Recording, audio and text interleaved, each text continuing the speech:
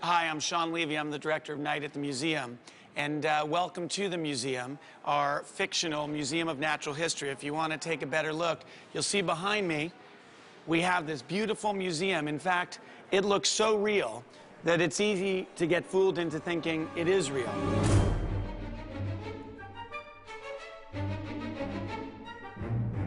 At the beginning, we didn't know if we were going to use the American Museum of Natural History in New York. And then the deal was made, so we matched the front of the building with the big arch window with the museum in New York. And then from the moment you enter the revolving doors, you're in the environment we created for the film. The set is really not like a set. It's like, this is like being in the museum. It's like shooting on location in the museum if you own the museum for 3 months. If this were the real Museum of Natural History on Central Park West, these doors would lead to Central Park West. But if you'll follow me, and this will be a feat, when you see it in a movie and we do a scene where it's here, it's going to look like we're outside the museum. It's a perfect match to the real place. But in fact, boom, nothing. Hopefully, when people will see the movie, they'll just figure that that's a museum we used for the film. That's the goal. It's to make it so believable that you never thought that you're on a stage somewhere. Everywhere we go, it looks like it's real walls, right? It's like, boom, it looks so real. We have real displays. But if you walk just a short way, you'll see that, in fact, these are hallways that go to nowhere.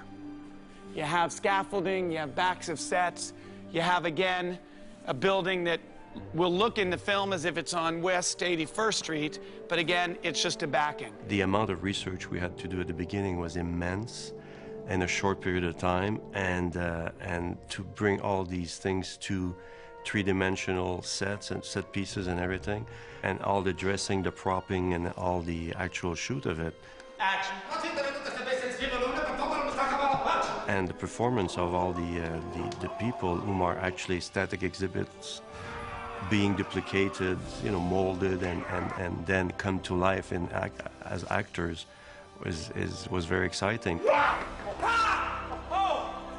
Here we have the African wing. Why don't I just take you by this? The African mammals wing, right? You come around behind here, it looks like you're going into an African environment, when in fact, it's a picture of an African environment.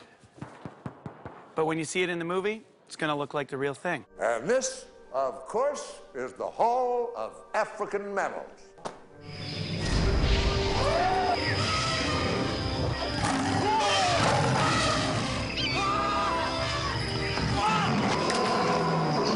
This is the diorama room.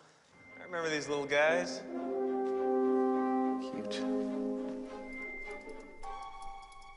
We have the diorama rooms with all the little miniature models and everything. I mean, we had to create every little diorama with a composite of paintings and characters with wonderful costumes which come to life and then starts running and airing in the museum itself. Oh! Man! Don't take that the wrong way. I'm just saying you're miniatures. Silence! The miniatures were a work of love, really. This is one of the most important scenes of the film. It's the voyage of Gulliver. You know, it's like he's being taken as a prisoner by all these little miniature people. Time, boys! It required lots of caring and detailing and everything, and the work was really nicely made. It really is pretty amazing the kind of extent to which the illusion is sold. For instance, here we have a cool shot, the back of one of the displays.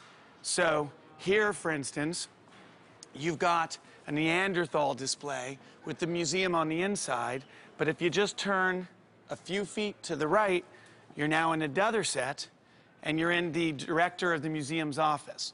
So, as I said, a very convincing job of a fictional world brought to life for you, the viewer. Any explanation at all? Got nothing. Here we have Teddy Roosevelt, one of our great American presidents. But is it Teddy or is it not Teddy? In fact, it's Robin Williams as a wax sculpture as Teddy Roosevelt. Bully! Over here we have a dinosaur skeleton. It's pretty impressive. What's a little scary, though, is the first time we rehearsed a scene where Ben was considering touching the dinosaur, You touch its tooth, and as you can see, it makes the whole thing shake. So at one point we were wondering what would be the size of that T-Rex. Obviously we had some pretty good references in the New York Museum. But on the other hand, our T-Rex had to fit the corridors and had to make sense in its size when it runs around in the museum. So we ended up building a 14 feet tall T-Rex. Basically, what we're doing is we're building the entrance to the Ocean Life Hall. What we did is we sculpted a little styrofoam piece here where we can see the Ocean Life letters molded into a wave, which we are actually constructing full size right behind me. He's going to go in there and he's going to be splashed by the whale, which is in there.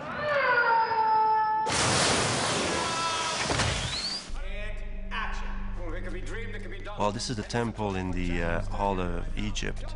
And this is like the core of the film, because this is where the tablet, the element that brings to life all the rest of the museum.